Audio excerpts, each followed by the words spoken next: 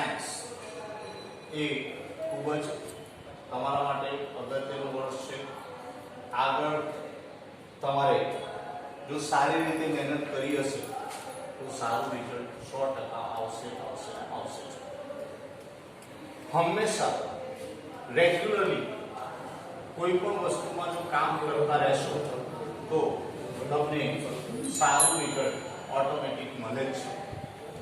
ફિઝિક્સમાં total આપણે 15 ચેપ્ટરો છે, પણ એક ખાસ ધ્યાન રાખજો, એ ચેપ્ટરોમાંથી બધું જ અગત્યનું તો છે.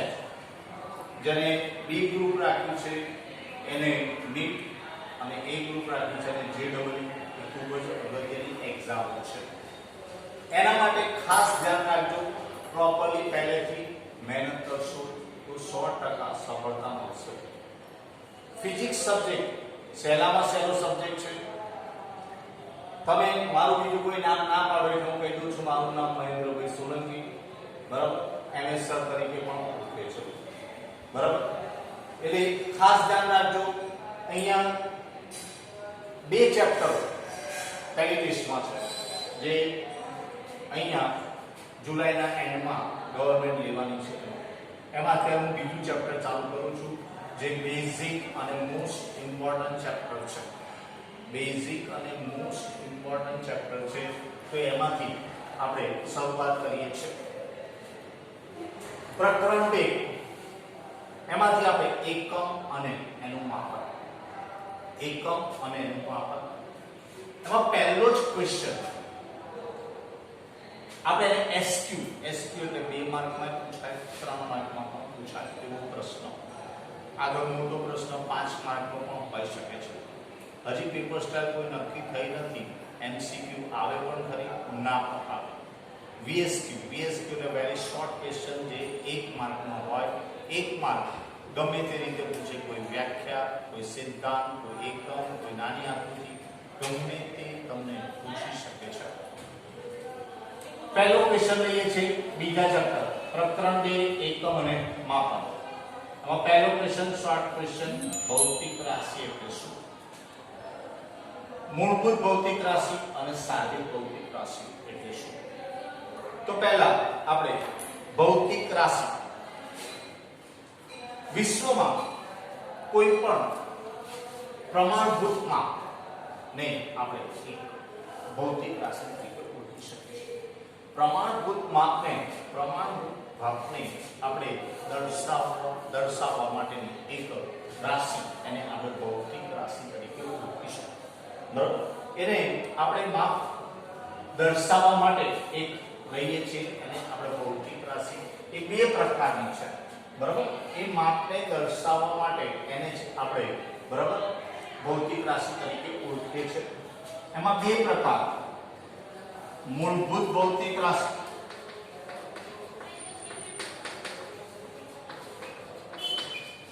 તો મૂળભૂત ભૌતિક રાશિની વાત કરીએ તો ભૌતિક વિજ્ઞાનમાં અસંખ્ય ભૌતિક રાશિઓ છે. આ અસંખ્ય ભૌતિક રાશિઓમાંથી અમુક ઓછામાં ઓછી સંખ્યાની ભૌતિક રાશિઓ પસંદ કરી તેની મદદથી બીજી ભૌતિક રાશિઓ આપણે મેળવી શકાય છે. આ ઓછામાં ઓછી ભૌતિક રાશિઓને આપણે મૂળભૂત ભૌતિક રાશિઓ તરીકે ઓળખીશું. ઓછામાં ઓછી સંખ્યાની ભૌતિક રાશિઓની મદદથી બાકીની ભૌતિક રાશિઓ મેળવી શકાય છે. તો આ ઓછામાં ઓછી સંખ્યાની ભૌતિક રાશિઓને આપણે મૂળભૂત ભૌતિક રાશિઓ તરીકે ઓળખીશું. ઉદાહરણ તરીકે અહીંયા આપણે કહી શકાય દળ, ઘણા એને દ્રવ્યમાન પણ કહેશે. લંબાઈ અને સમય. ઉદાહરણ તરીકે અહીંયા આપણે લઈ શકાય દળ એટલે દ્રવ્યમાન, લંબાઈ અને સમય. આ દળ, લંબાઈ અને સમય એને આપણે મૂળભૂત ભૌતિક રાશિ તરીકે ઓળખીશું. સાદી ભૌતિક રાશિ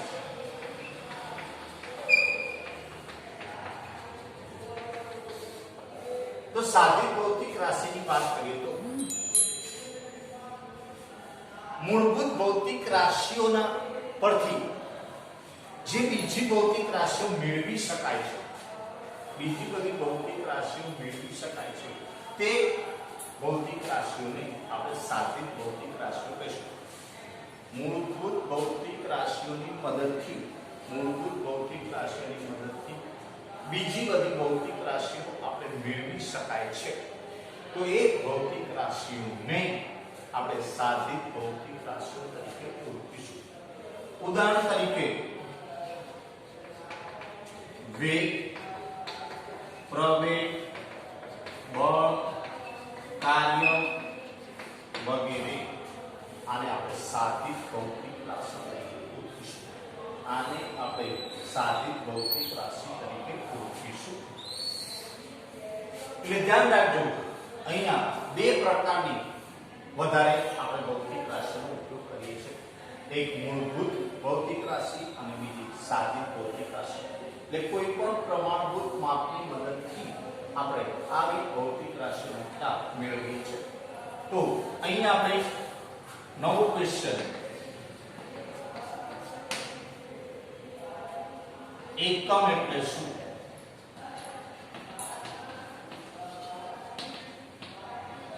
મૂળભૂત એકમ અને સાધિત એકમ એટલે શું?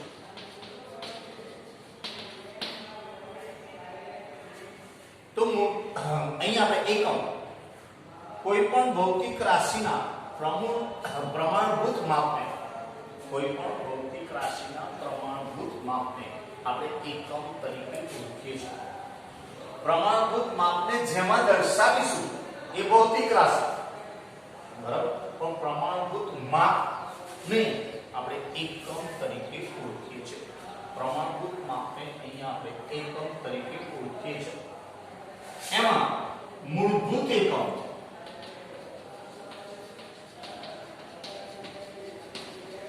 तो मूलभूत एकम की बात करिए तो मूलभूत एकम मूलभूत भौतिक राशिओना एकमोने આપણે મૂળભૂત એકમ કહેવાય। મૂળભૂત ભૌતિક રાશિઓના એકમોને જ મૂળભૂત એકમ કહેવાય। ઉદાહરણ તરીકે દળનો એકમ કિલોગ્રામ, લંબાઈનો એકમ मीटर, समयનો એકમ સેકન્ડ આપણે લખી શકાય। અહીં મૂળભૂત એકમ તરીકે ધ્યાન રાખજો દળનો એકમ કિલોગ્રામ, લંબાઈનો એકમ મીટર, સમયનો એકમ સેકન્ડ। આ એક ખાસ ધ્યાન રાખજો। અહીંયા આ રીતે આપણે મૂળભૂત એકમ કહી શકાય। સાધિત એકમ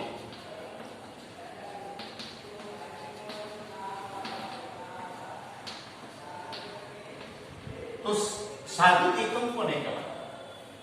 मूलभूत एकमोनो उपयोग करी मळती एकमोने, मूलभूत एकमोनो उपयोग करी मळता एकमोने આપણે સાધિત એકમો કહેવાય। એટલે અહીં મૂળભૂત ભૌતિક રાશિઓનો આપણે ઉપયોગ કરીએ છીએ, એના એકમોનો ઉપયોગ કરીએ છીએ અને એનાથી જે એકમ બનશે એને સાધિત એકમ, ટૂંકમાં સાધિત ભૌતિક રાશિના એકમોને साधित एकम कहीશું। उदाहरण तरीके वेगનો એકમ मीटर पर सेकंड, प्रवेगનો એકમ मीटर पर सेकंड स्क्वेर આપણે લખી શકાય। એટલે અહીંયા આ સાધિત ભૌતિક રાશિ વેગનો એકમ મીટર પર સેકન્ડ, પ્રવેગનો એકમ મીટર પર સેકન્ડ સ્ક્વેર આપણે લખી શકાય।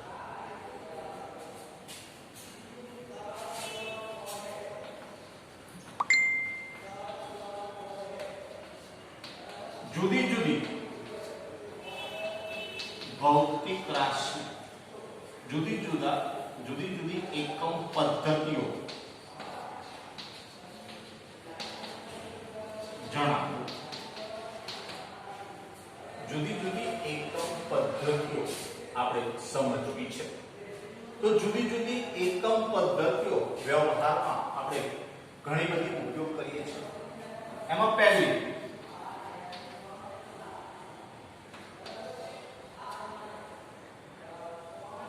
FPS પદ્ધતિ. F એટલે ફૂટ, P એટલે પાઉન્ડ, S એટલે સેકન્ડ. એટલે અહીંયા FPS ફૂટ પાઉન્ડ સેકન્ડ પદ્ધતિ. હવે એ ધ્યાન રાખજો FPS પદ્ધતિ. ફૂટ એ ધ્યાન રાખજો અંતર લંબાઈ નહીં. પાઉન્ડ એટલે કરન્સી નથી, ધ્યાન રાખજો. બરાબર? એટલે ખાસ ધ્યાન રાખજો. એક સરખા નામ હોય ત્યારે આ ખાસ ધ્યાન રાખજો. પાઉન્ડ કરન્સીમાં પણ છે. બરાબર? તો અહીંયા આ પાઉન્ડ એ દળમાં છે અને સેકન્ડ એ સમય. એટલે તમને BSK માં પૂછે FPS પદ્ધતિમાં દળનો એકમ ખાલી જગ્યા પાઉન્ડ લખાય. આ ખાસ ધ્યાન રાખજો. દળનો એકમ શું લખશો? પાઉન્ડ. સમયનો એકમ સેકન્ડ અને અંતર લંબાઈ એક ફૂટ છે. આનું બીજું નામ બ્રિટિશ પદ્ધતિ છે. આનું બીજું નામ શું છે? તો કે બ્રિટિશ પદ્ધતિ. આને બ્રિટિશ પદ્ધતિ તરીકે પણ ઓળખાય છે. આને બ્રિટિશ પદ્ધતિ તરીકે પણ ઓળખાય છે. બીજું CGS પદ્ધતિ. CGS એટલે સેન્ટીમીટર ગ્રામ સેકન્ડ. CGS એ સેન્ટીમીટર ગ્રામ સેકન્ડ પદ્ધતિ. ધ્યાન રાખજો CGS એટલે ચીમનલાલ ગોરધનદાસ શાહ પદ્ધતિ ના કહેવાય. આ ખાસ ધ્યાન રાખજો. સેન્ટીમીટર ગ્રામ સેકન્ડ પદ્ધતિ, આને આપણે CGS પદ્ધતિ તરીકે ઓળખીશું. આમાં પણ અંતરનો એકમ સેન્ટીમીટર, દળનો એકમ ગ્રામ અને સમયનો એકમ સેકન્ડ છે. MKS પદ્ધતિ. Metre kilogram second. MKS પદ્ધતિ ધ્યાન રાખજો. અહીંયા અંતરનો એકમ મીટર, દળનો એકમ કિલોગ્રામ, સમયનો એકમ સેકન્ડ. એટલે મીટર કિલોગ્રામ સેકન્ડ પદ્ધતિ. મીટર કિલોગ્રામ સેકન્ડ પદ્ધતિ આપણે કહી શકાય. એટલે મીટર કિલોગ્રામ સેકન્ડ એ MKS પદ્ધતિ છે. એટલે અહીંયા અંતરનો એકમ મીટર, દળનો એકમ કિલોગ્રામ, સમયનો એકમ સેકન્ડ આપણે કહી શકાશે. MKSA પદ્ધતિ.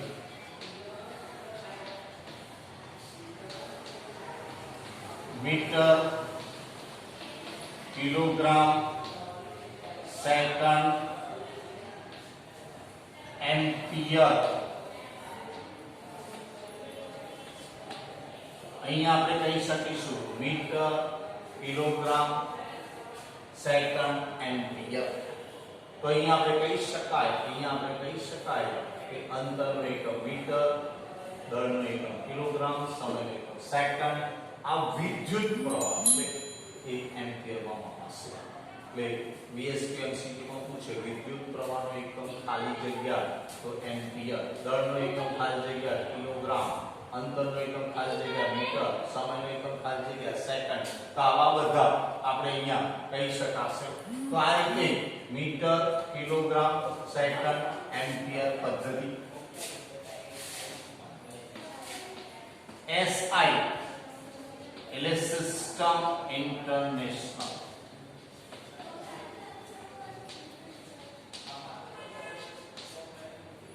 SI નો અર્થ ધ્યાન રાખજો. SI એટલે સિસ્ટમ ઇન્ટરનેશનલ, આંતરરાષ્ટ્રીય પદ્ધતિ. એટલે આવી 5 જાતની વ્યવહારમાં જુદી જુદી એકમ પદ્ધતિઓ છે. એટલે દેશો વચ્ચે જે અહીંયા એકબીજા સાથે વસ્તુઓની જે આપલે થતી હોય છે આવી જુદી જુદી પદ્ધતિઓમાં આપલે થતી હોય છે. તો અહીંયા આપણે આ પાંચ પદ્ધતિઓનો વધારે ઉપયોગ કરીએ છીએ. એમાં વધારે અગત્યની એસઆઈ પદ્ધતિ છે, જેમાં 7 ભૌતિક રાશિઓ રહેલી છે. તેમાં 7 ભૌતિક રાશિઓ રહેલી છે. તમે 9મા 10મામાં પણ ભણેલા છો. એ જ વસ્તુ અહીંયા છે, પણ આ ખાસ ધ્યાન રાખજો. એફપીએસ પદ્ધતિ બહુ ઓછો ઉપયોગ કરીએ છીએ, વધારે સીજીએસ એમકેએસ પણ આ ત્રણ પદ્ધતિ એકની એક જ છે. આ એમકેએસ આમાં આવી જાય છે અને એમકેએસ એસઆઈ પદ્ધતિમાં આવી જાય છે. એટલે આ ત્રણ એક જ પ્રકારની પદ્ધતિ આપણે કહી શકાય. એટલે વધારે ધ્યાન રાખજો, આ બેનો ઉલ્લેખ વધારે આવશે. એસઆઈ પદ્ધતિ એટલે આપણે અહીંયા કહી શકાશે એમકેએસ અને એસઆઈ એ ત્રણ એક જ ગણીશું અને સીજીએસ એ જુદું ગણીશું. આ ત્રણ મોટી પદ્ધતિ કહેવાશે, મોટા એકમો આની સાપેક્ષે આપણે કહી શકાય.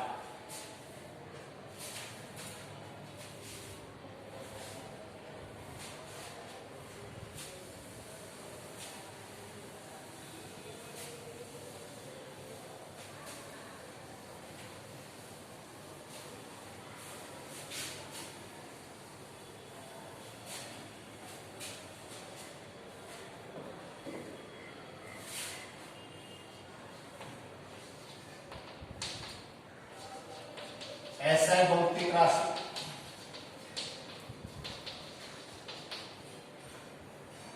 तेना एकमो અને તેની સંજ્ઞા દર્શાવો. તો અહીંયા એસઆઈ ભૌતિક રાશિ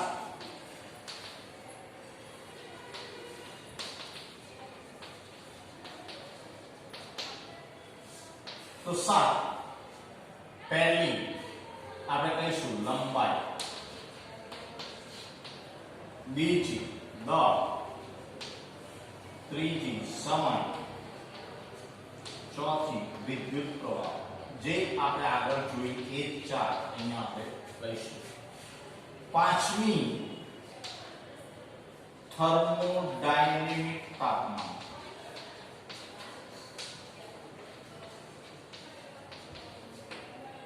છઠ્ઠી દ્રવ્યનો જથ્થો અને સાતમી જ્યોતિ તીવ્રતા. ઘણા એને જ્યોતિ ફ્લક્સ કહેશે, બરાબર, જ્યોતિ ફ્લક્સ અથવા જ્યોતિ તીવ્રતા. એટલે ધ્યાન રાખજો, તમને બીએસક્યુ પૂછે એસઆઈ ભૌતિક રાશિ લખો તો સાથે 7 લખવી પડે. લંબાઈ, દળ, સમય, વિદ્યુત પ્રવાહ, થર્મોડાયનેમિક તાપમાન, દ્રવ્યનો જથ્થો, જ્યોતિ તીવ્રતા, જ્યોતિ ફ્લક્સ. હંમેશા અહીંયા ખાસ ધ્યાન રાખજો, આ 7 ભૌતિક રાશિઓનો વધારે આપણે ઉપયોગ કરીશું. એના એકમો તો લંબાઈનો એકમ મીટર, તેનો સંજ્ઞા સંકેત સ્મોલ m, દળ કિલોગ્રામ, કેજી વચ્ચે ડોટ કરવાનું નહીં, ખાસ ધ્યાન, ડોટ વગર ડાયરેક્ટ કેજી લખવું પણ સ્મોલ કેજી. સમય એનો એકમ સેકન્ડ સ્મોલ s. વિદ્યુત પ્રવાહ એનો એકમ એમ્પિયર. થર્મોડાયનેમિક તાપમાન, તમે તાપમાનના એકમો જાણો છો. વ્યવહારમાં તમે બે તો બહુ પ્રચલિત છે, ડિગ્રી સેલ્સિયસ. તમે ડોક્ટર પાસે જશો, તાવ માપે છે તો તમે એ ધ્યાન રાખજો ફેરનહીટ, બરાબર, અને ત્રીજું કેલ્વિન. અહીંયા આ 3 એકમો તમારે ધ્યાન રાખવાના છે. પણ એસઆઈ ભૌતિક રાશિમાં કેલ્વિન જ આપણે અહીંયા એકમ તરીકે લીધેલું છે, એ ખાસ ધ્યાન રાખજો. ડિગ્રી સેલ્સિયસ નથી, ફેરનહીટ નથી. આનો સંકેત કેપિટલ કે. દ્રવ્યનો જથ્થો મોલ mol.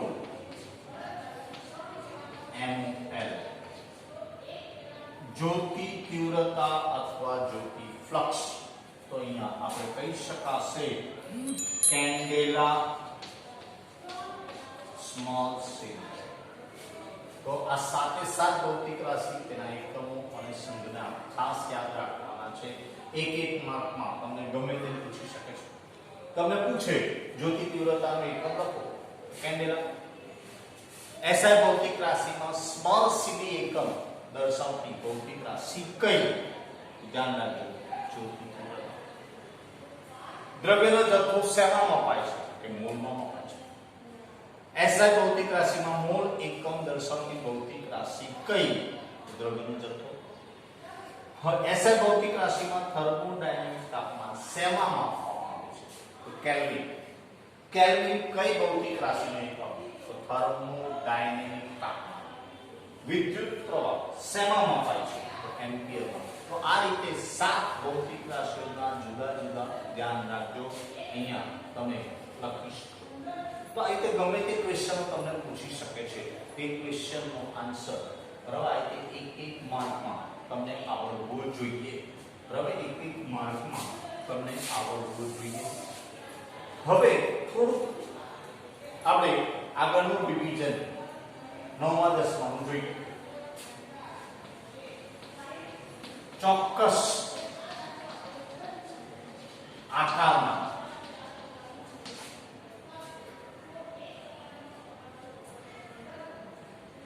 ચોક્કસ આકારની લંબાઈઓ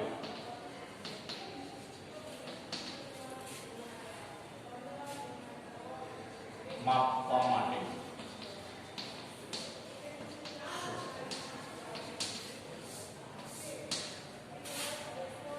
ચોક્કસ આકારની લંબાઈઓ માપવી છે. મેથ્સની ભાષામાં તમે એને પરિમિતિ કહી શકો છો. બરાબર, મેથ્સની ભાષામાં તમે એને પરિમિતિ કહી શકો છો. તમને કીધું વર્તુળની લંબાઈ માપવી છે. જો તમને પરિઘ કહો તો આવડી જશે, મોટા છે.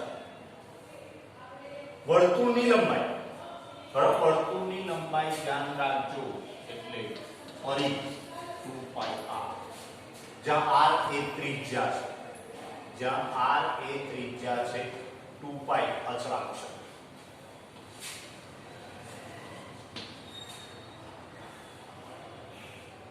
ચોરસની લંબાઈ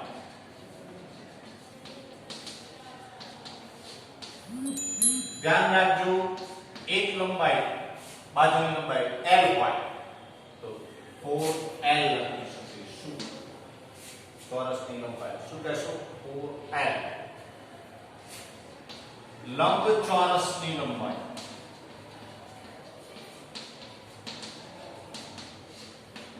તો તમે કહી શકશો 2l + 2b.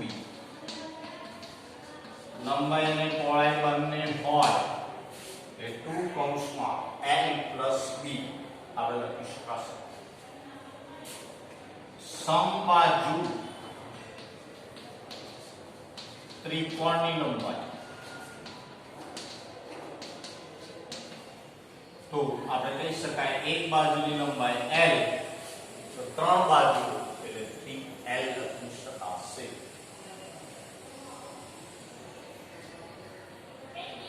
સમઘનની લંબાઈ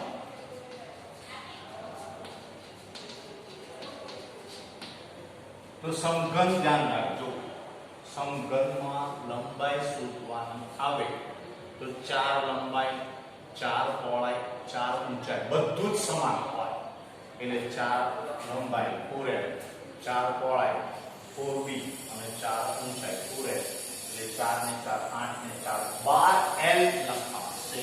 ખાસ ધ્યાન રાખજો, લંબાઈ કીધું છે એટલે 12l.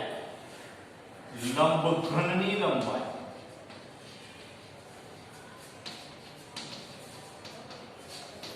તો લંબઘનની લંબાઈમાં ધ્યાન રાખજો 4l + 4b + 4h, 4 common, l + b + h આપણે લખી શકાય. લંબઘનની લંબાઈ અહીંયા આપણે કહી શકાય 4 કૌંસમાં l b h તો અહીંયા આપણે આ લંબઘનની લંબાઈ ચોક્કસ આકારના ક્ષેત્રફળના સૂત્રો તો અહીંયા ચોક્કસ આકારના ક્ષેત્રફળના સૂત્રો પહેલું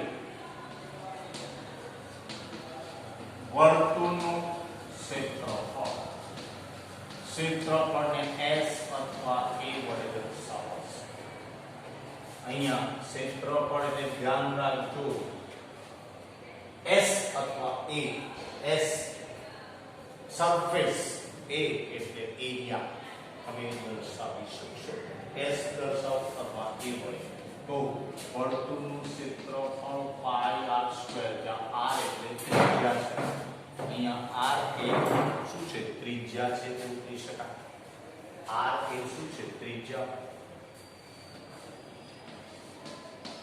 ત્રિકોણનું ક્ષેત્રફળ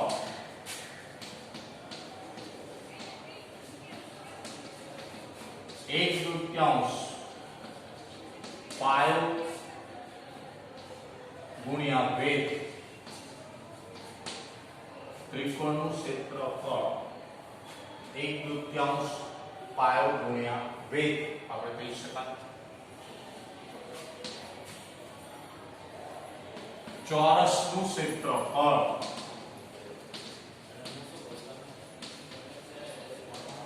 તો કહી શકાય l સ્ક્વેર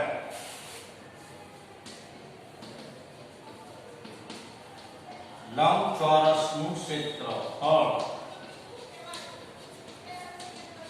લંબાઈ ગુણ્યા પહોળાઈ ધ્યાન રાખજો ચોરસનું ક્ષેત્રફળ a એટલે l સ્ક્વેર લંબચોરસનું ક્ષેત્રફળ a એટલે લંબાઈ ગુણ્યા પહોળાઈ સમઘનનું ક્ષેત્રફળ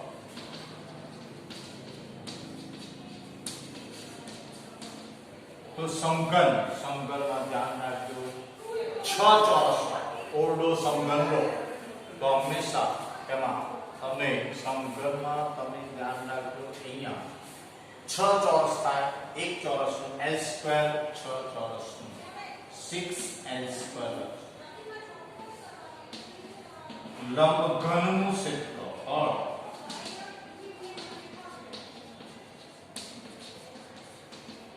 લંબઘન ધ્યાન રાખજો લંબચોરસ નથી લંબઘન છે લંબઘનમાં હંમેશા બે સામસામેની બાજુ એટલે લંબાઈ પહોળાઈ બે સામસામેની પહોળાઈ એટલે પહોળાઈ ઊંચાઈ અને લંબાઈ ઊંચાઈ એટલે બધા બબ્બે આવશે 2lb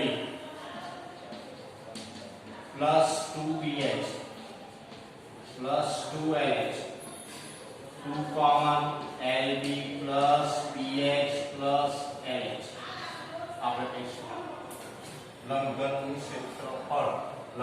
ક્ષેત્રફળ 2lb plus 2bh plus 2lh 2 common 2 કૌંસમાં lb plus bh plus lh આપણે કહી શકાય નળાકારનું ક્ષેત્રફળ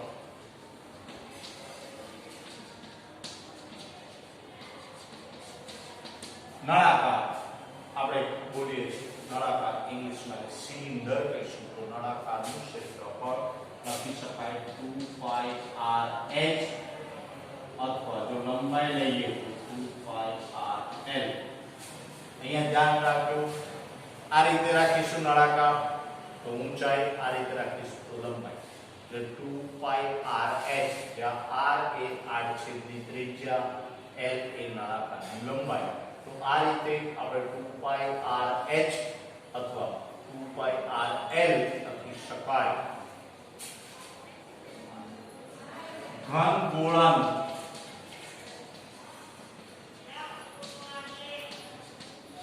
ક્ષેત્રફળ ઘન ગોળાનું ક્ષેત્રફળ તો કે 4πr² ઘન ગોળો હોય તો એનું ક્ષેત્રફળ આપણે